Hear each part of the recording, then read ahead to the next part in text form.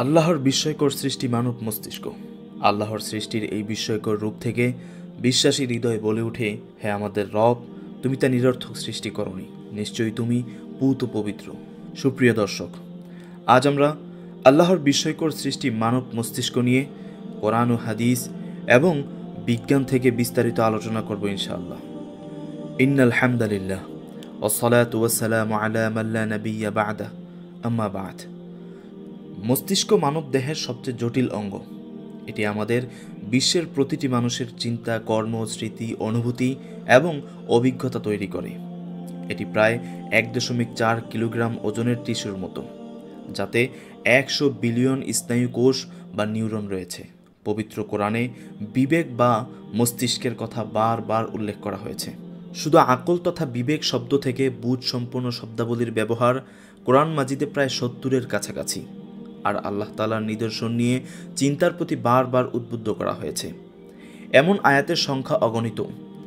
ইসলাম শুধু বিবেককে যেভাবে মূল্যায়ন করেছে তা বোঝার জন্য এতটুকুই যথেষ্ট যে কোনো দায়িত্ব অর্পণের ক্ষেত্রে ইসলাম বিবেককেই প্রধান শর্ত ঘোষণা করেছে। তাই পাগল, শিশু বা ঘুমন্ত ব্যক্তিদের জন্য ইসলামের বিধিবিধান স্থগিত রাখা হয়েছে। পাশাপাশি এই মানব মস্তিষ্কের কারণে মানুষকে আশরাফুল মাখলুকাত বা সৃষ্টির সেরা জীব ঘোষণা করা হয়েছে। চিন্তা শক্তি কাজে লাগালে সত্য পর্যন্ত মানুষের পৌঁছানো খুবই সহজ। তাই জগৎ প্রকৃতি নিয়ে ভাবার পাশাপাশি ভাবতে হবে নিজেকে নিয়েও। পবিত্র কোরআনে ইরশাদ হয়েছে, আমি আল্লাহ অচিরেই তাদের জন্য আমার নিদর্শন ব্যক্ত করব বিশ্বজগতে এবং তাদের নিজেদের মধ্যে। ফলে তাদের কাছে সুস্পষ্ট হয়ে উঠবে যে তাই সত্য। যাবতীয় জীবনের সব কিছু মানব মস্তিষ্ক ধারণ করে এবং সেগুলো নিয়ে বিচার বিশ্লেষণ করে। তা নিয়ে উদ্বুদ্ধ করে মহান আল্লাহ বলেন, তুমি তাদের কাছে বৃত্তান্ত বিবৃত করো যাতে তারা চিন্তা করে। সূরা আস-সাফফাত। মানব মস্তিষ্কের কার্যক্ষমতা কেমন? বিজ্ঞানের ভাষ্য হলো, মানব মস্তিষ্ক প্রায় 100 বিলিয়ন স্নায়ু কোষ ধারণ করে এবং সহস্র বিলিয়নেরও বেশি স্নায়ু তত্ত্ব ধারণ করে, যাদের বলা হয় স্নিওপসিস। এটি 1 লাখ ঘটনাকে একসঙ্গে এবং সারা জীবনে কোটি কোটি ঘটনা ধারণ করতে পারে। মস্তিষ্কের মেমোরি স্পেস নিয়ে গবেষণা তথ্যে নর্থ ওয়েস্টার্ন বিশ্ববিদ্যালয়ের সাইকোলজির অধ্যাপক ডক্টর পল রেবার উল্লেখ করেছেন, মানুষের মস্তিষ্কে আছে 100 কোটি বা 1 বিলিয়ন নিউরন।